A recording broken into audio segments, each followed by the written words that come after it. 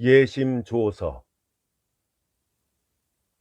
당신이 걱정하시는 것도 잘 알겠습니다만 제 입장도 조금은 생각을 해 주셔야 돼요. 어쨌든 규칙은 규칙이니까 예심 도중에 아드님의 면회를 허락할 수도 없고요. 절대로 예심 내용을 말씀드릴 수도 없습니다. 뭐 이런 정도는 제가 말씀드리지 않아도 충분히 아시겠지만 말이에요. 시노자키 예심 판사는 재판관 특유의 냉정한 어조로 여기까지 말하고 나서 잠깐 말을 멈추고 고개를 돌려 시키시마 담배에 불을 붙였다. 판사의 표정이 오늘은 평소보다 훨씬 더 냉정하고 쌀쌀맞아서 마치 저기를 품고 있는 것처럼 보이기까지 해서 손님은 어쩐지 불쾌한 것 같다. 그것은 이미 잘 알고 있습니다만 아무래도 제 아들이 좀 불쌍해서 말이에요. 걔가 정말이지 요즘 머리가 어떻게 되었는지 그만 쓸데없는 말을 해서 돌이킬 수 없는 상황이 되면 큰일 아니겠습니까? 그게 걱정이 돼서 이 애비가 이렇게 매일 귀찮게 폐를 끼치게 된 것입니다. 혐의를 벗게 되면 뭐 당분간 해안으로 거처를 옮겨서 천천히 정신 건강을 위해서 요양을 좀 시켜볼까 해요. 아무래도 가끔씩 이상한 발작을. 예심 판사는 중도의 하라다 노 교수의 말을 가로막으며 나무라듯이 그러면서도 엄연히 명령하는 어조로 말했다. 그런 말씀은 하시지 않는 것이 좋을 것 같아요. 아드님의 신체에 관해서는 전문의한테 진찰을 하기 위해서 모두 잘 알고 있으니까요. 이 당신이 쓸데없는 말씀을 하시면은 오히려 아드님께 불리해집니다. 노 교수는 안 된다는 것을 알면서도 물에 빠진 사람이 지푸라기라도 잡으려는 사람의 심정이었다. 그래서 의사는 뭐라고 그러던가요? 역시 제 아들을 정신병자로 진단을 했지요. 그는 쭈뼛쭈뼛 상대 얼굴을 들여다보았다. 좀 전에도 말씀드렸듯이 그렇게 캐물으시면 제 입장에서는 정말 곤란해서 원칙적으로는 아무 대답도 해드릴 수 없습니다. 근데 마침 오늘은 조금 전에 예심 조서를 발표를 했으니까 그것도 오늘 밤 석간에 날 거예요. 또 애써 발걸음을 해 주시기도 했으니까 오늘은 비공개로 어떻게든 질문하신 데 대해서 대답을 좀 해드리죠. 그러니까 아드님의 정신 상태에 관한 것인데 뭐 좀 흥분 상태라는 정도로 특별한 이상은 없다는 것이 전문가의 소견입니다. 판사는 상대방의 얼굴을 흘깃 보았다. 노 교수의 얼굴은 흑빛이 되었고 눈은 이미 한 곳을 응시할 힘이 없어서 마치 죽은 사람처럼 멍하니 동공이 풀려 있었다. 다만 자식을 생각하는 마음 하나로 그는 의자에서 몸을 버틸 수 있었고 겨우 간신히 상대방의 이야기를 들으며 말을 할 정도의 여력이 남아 있었다. 그러니까 제 아들이 그 말도 안 되는 자수를 취소했다는 겁니까? 전혀 근거도 없는 듣도 보도 못한 남을 죽였다는 이 말도 안 되는 자수를 말입니다. 물론 그런 한심한 진술을 믿을 사람은 한 명도 없을 테지요.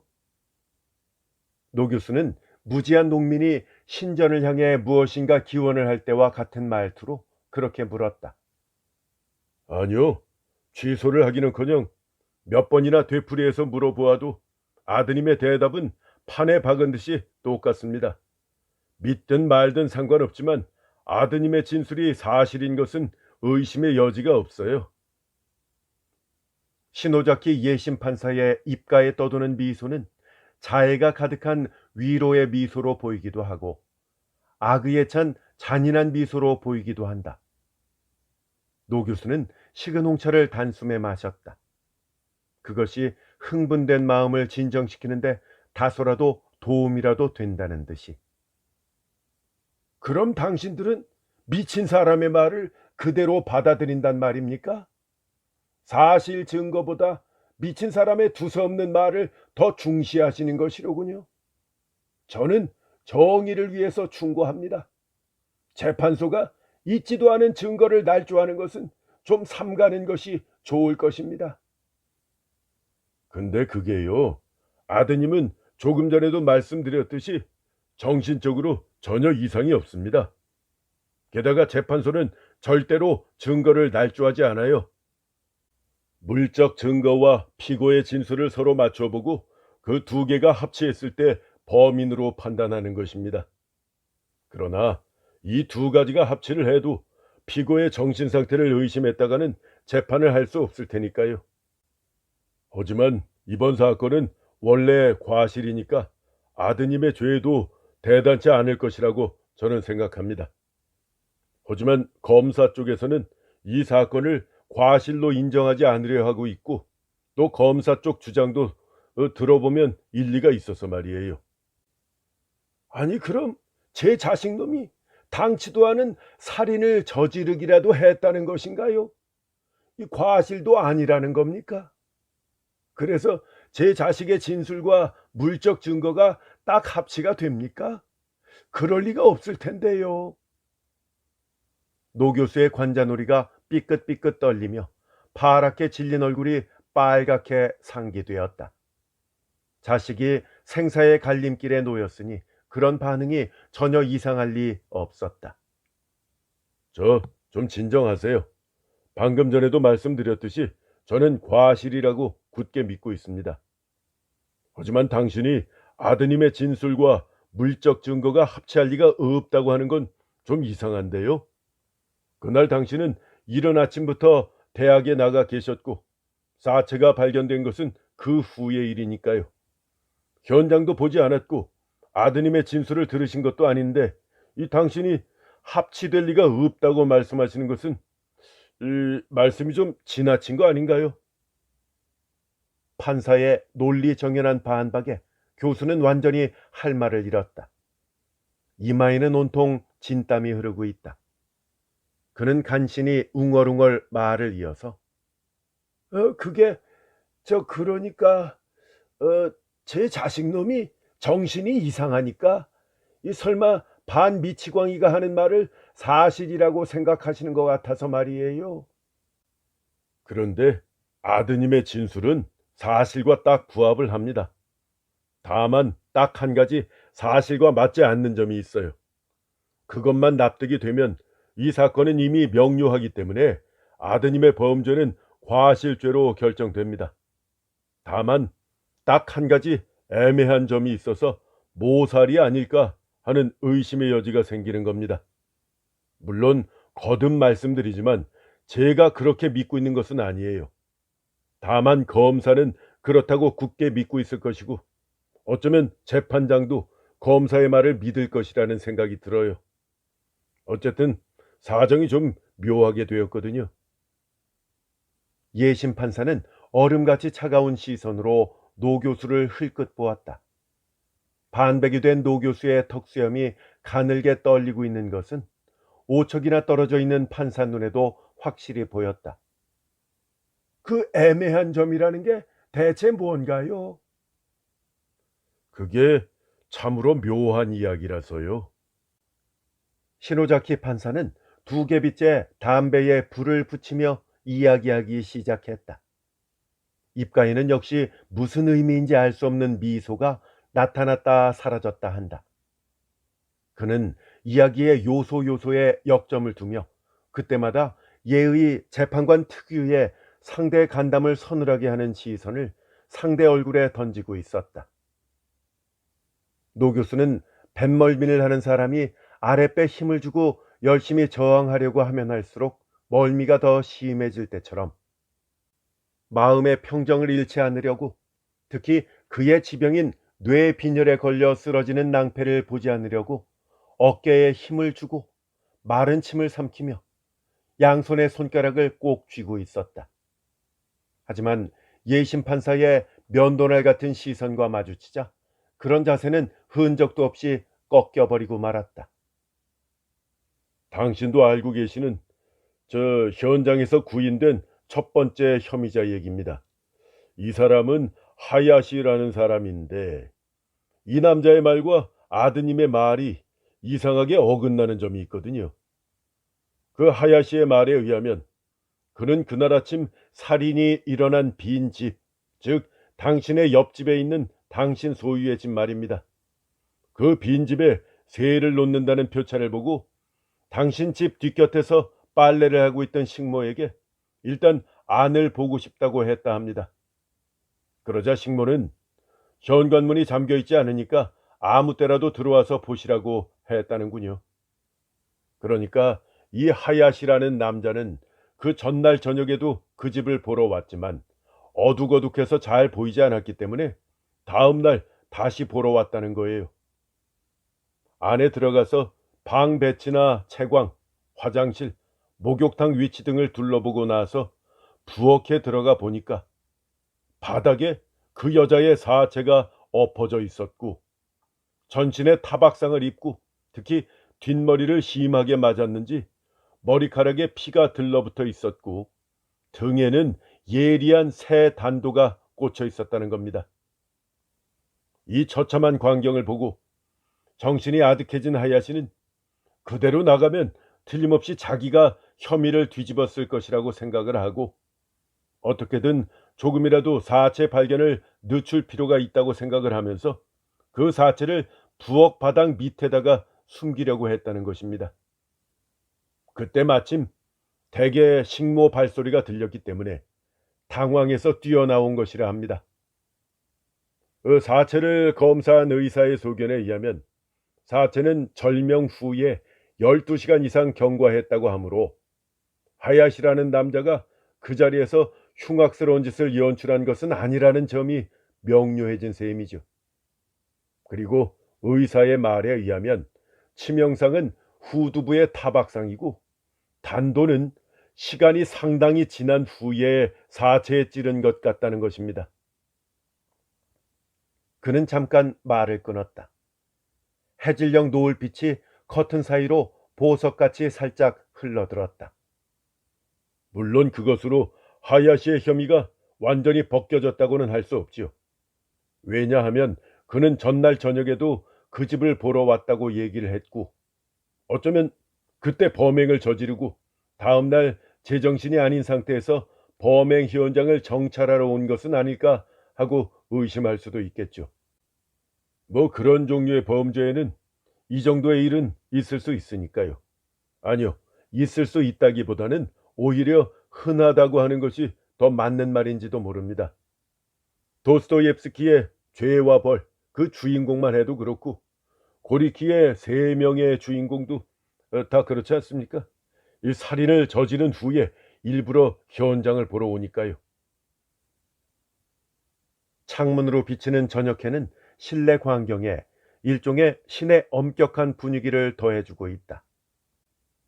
하라다 교수는 자식의 생사 여탈권을 쥐고 있는 예심 판사의 입에서 흘러나오는 말 한마디 한마디를 불안해하면서 정신없이 듣고 있었다.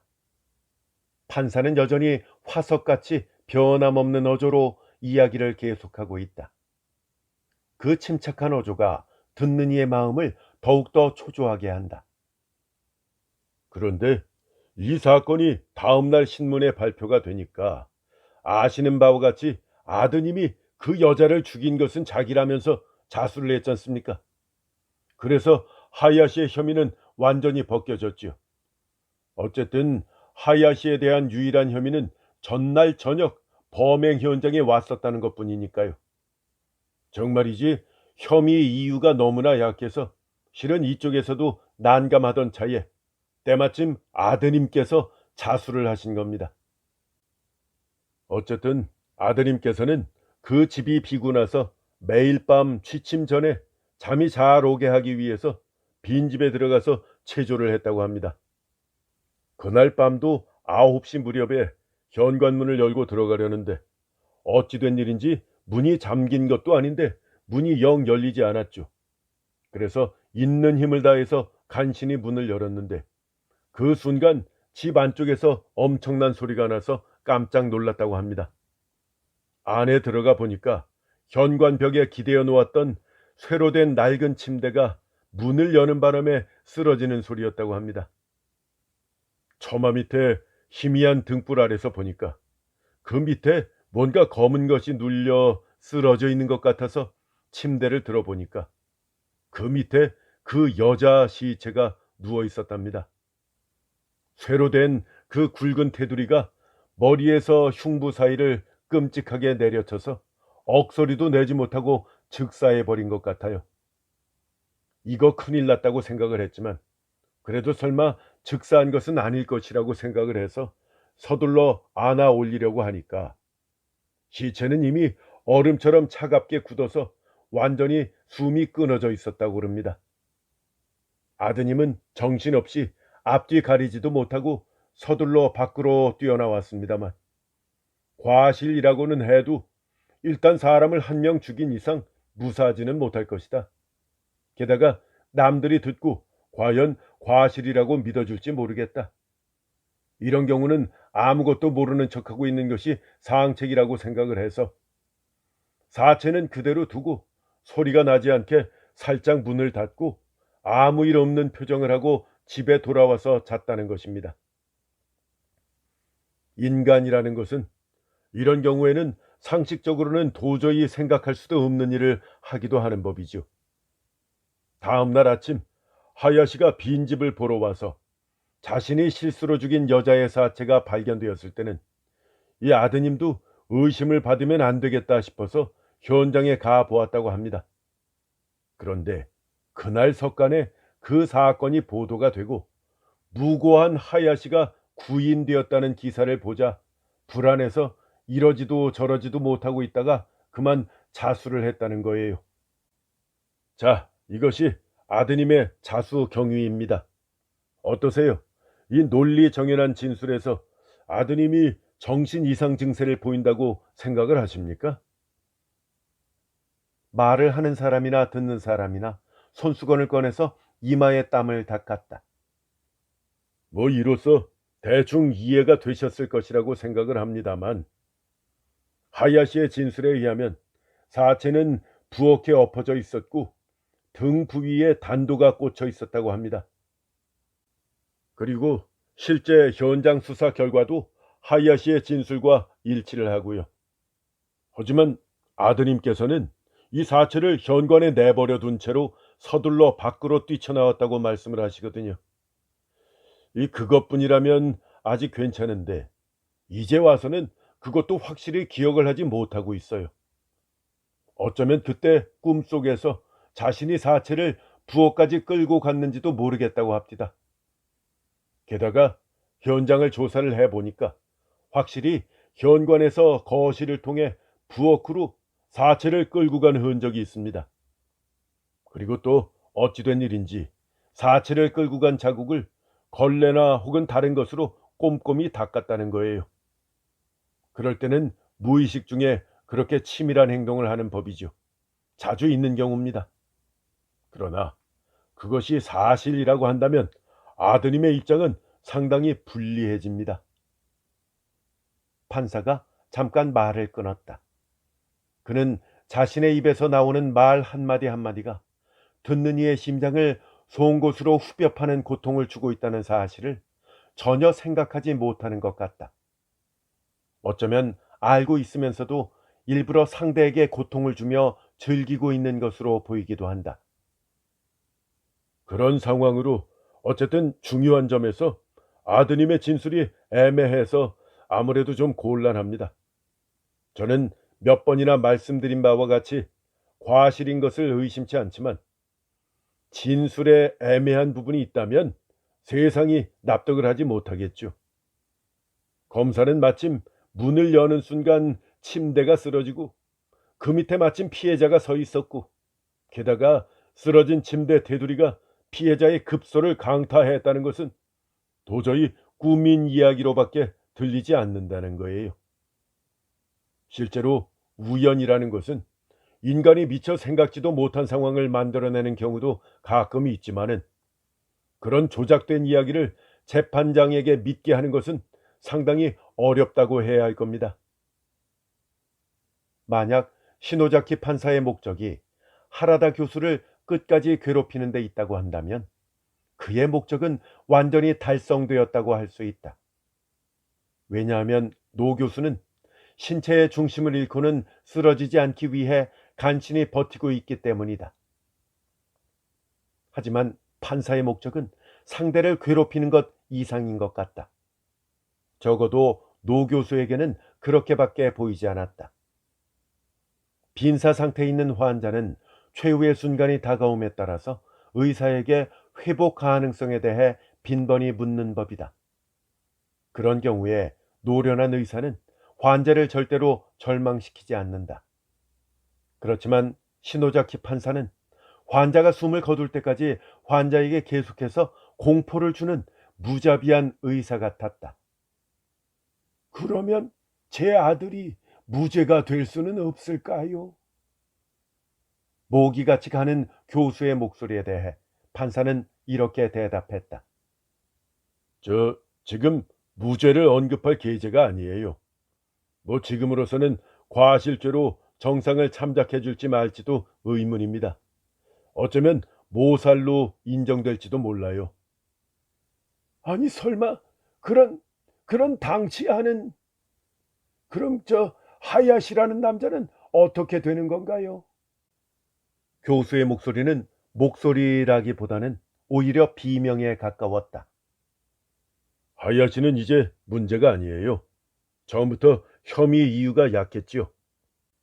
게다가 아드님의 자수로 인해서 완전히 혐의가 풀렸으니까요. 이미 예심에서 면소로 결정이 나서 이번 재판에는 피고가 아니라 증인으로 법정에 나올 겁니다. 그럼 이제 제 아들을 도울 방법은 전혀 없는 건가요?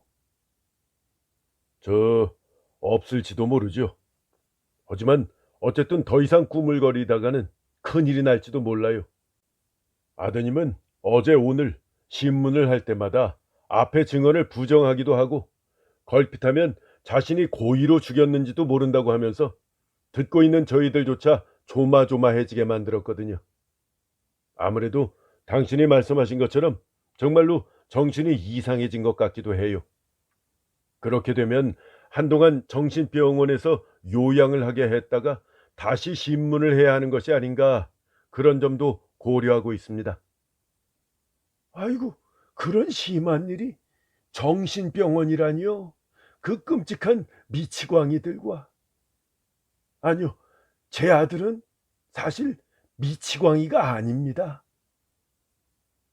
교수의 신체에 아직 이 정도로 흥분할 힘이 남아있는 것이 신기하다. 이때 현관에서 벨소리가 났다. 판사는 식모가 고하기도 전에 자리에서 일어나서 교수에게 잠깐 양해를 구하고 방에서 나가 현관에서 낮은 소리로 무슨 얘기인지 하고는 곧 다시 돌아와서 이야기를 계속했다. 이거 참 의외의 말씀을 듣게 되네요. 아드님의 정신에 이상이 있다는 얘기는 당신이 처음 하신 말씀 아닌가요? 가엾은 노인은 한마디도 하지 못하고 고개를 떨구었다. 처음에는 정신병자라고 했다가 이제는 자기 아들이 정신병자가 아니라고 말하고 있는 것이다. 감옥이든 정신병원이든 어쨌든 내 자식은 가망이 없다. 그의 머릿속에서는 음산한 인생의 양극이 선명하게 그려지고 있었다. 무거운 생각이 그의 마음을 콱 짓눌렀다. 그는 주저주저 입을 열어 마치 종기에 닿기라도 하는 것처럼 마지막 질문을 했다. 글쎄요, 과실죄가 인정이 된다면 별일이 없겠지만 모살로 인정이 되면 그쪽이 더 가능성이 크다고 봐야겠죠. 모살로 인정이 되면 우선 열의 9은 사형일 것입니다. 아이고 판사님 하고 하라다 교수는 용수철처럼 벌떡 일어나 외쳤다. 판사는 다소 조심스럽게 무릎을 앞으로 내밀었다. 그러나 판사님이라는 한마디 외침 때문에 한때 흥분했던 노 교수는 흥분이 완전히 가셨는지 다시 절인 파처럼 풀이 죽었다. 저 판사님, 이제 모두 자백을 하겠습니다. 제가 얼마나 한심한 인간인지 모르겠네요. 이 나이가 돼서 남을 가르치는 몸으로 하필이면 제 자신이 가장 사랑하는 아들에게 죄를 뒤집어 씌우고 지금까지 모르는 척하고 있다니. 제가 그 여자를 죽였습니다. 그 여자를 실수로 죽인 것은 바로 접니다. 당장 제 아들을 방면하시고 대신 저를 가두십시오. 판사님. 아무리 법률에 관한 지식만 가득한 머리라도 이런 극적인 고백을 듣고 아무렇지도 않을 리가 없다고 생각되지만 시노자키 예심 판사는 놀라는 기색도 전혀 없고 감동하는 기색도 전혀 없다. 마치 모두 다 예상하고 있었다는 표정이다. 그럼 현관에서 죽은 사체가 왜 부엌에 엎드려 있고 게다가 등 부위에 단도가 찔려 있었죠? 에? 하야시의 진술에 틀림은 없나요? 하라다 교수는 이제 완전히 침착한 어조로 이야기를 시작했다. 입가에는 교활한 미소조차 띄고 있다. 그 남자의 진술은 정확합니다. 제가 범행의 흔적을 없애기 위해서 사체를 부엌으로 끌고 왔거든요. 그렇게 해두면 누군가 집을 보러 오는 사람이 반드시 있을 테니까 얄팍한 생각으로 그 사람에게 혐의가 가게 한 것이죠. 사체는 굳었기 때문에 현관에서 방으로 끌어들이는데 상당히 힘이 들었어요.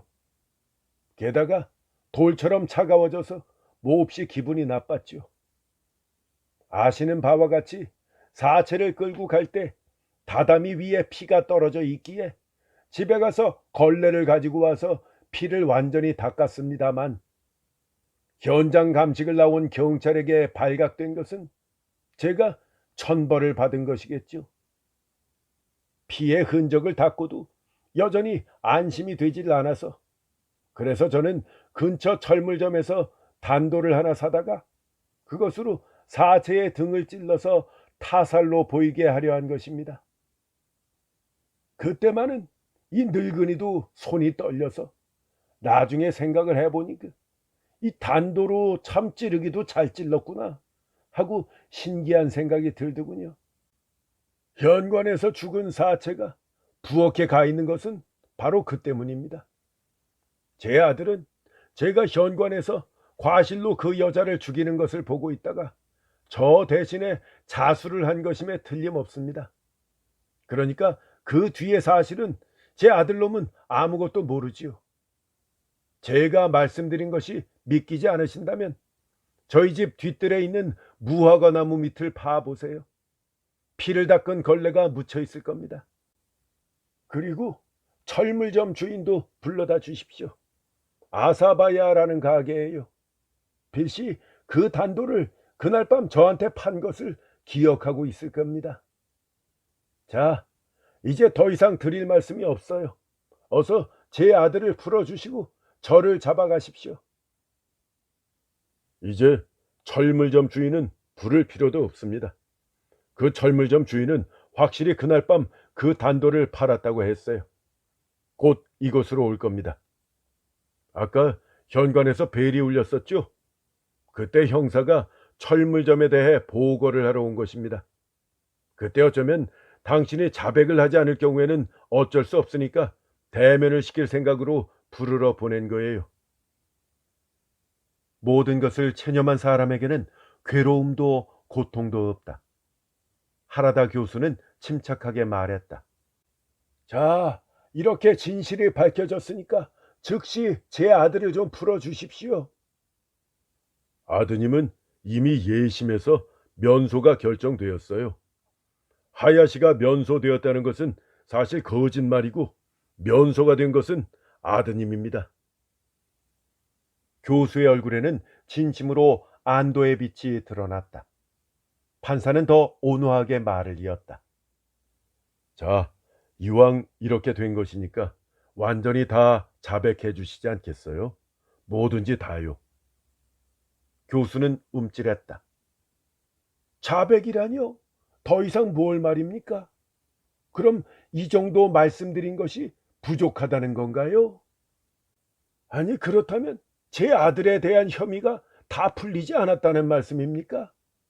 빨리 저를 잡아가세요. 제가 범인입니다. 판사는 한동안 팔짱을 끼고 생각을 하다가 마침내 다시 입을 열었다. 아무래도 더 이상 털어놓지 않으시겠다면 어쩔 수 없지요. 그러면 지금 말씀하신 것을 현관의 사체를 부엌으로 옮겨가서 단도로 찌르시기까지를 번거롭겠지만 다시 한번 말씀해 주세요. 좀 받아 적게 할 테니까요. 교수는 판사가 주문하는 대로 방금 전 이야기를 되풀이했다. 비서가 그것을 필기했다. 필기가 끝나자 비서는 다시 나갔다. 네, 대단히 수고하셨어요. 이제 겨우 이 사건의 예심 조서가 완전히 완성되었네요.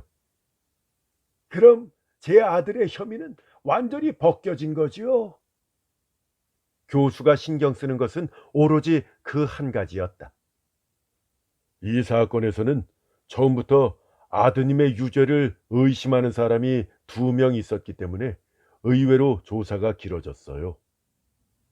판사는 솔직하게 이야기하기 시작했다. 그 한 사람은 아드님 자신이고 또 한 사람은 아드님의 부친인 바로 당신입니다.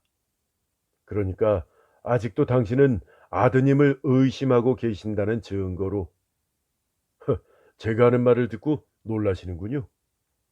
이 당신은 그 사건의 범인이 아드님인 줄로만 알고 사체를 다른 곳으로 옮기기도 하고 사체에 칼을 찔러 놓기도 했죠.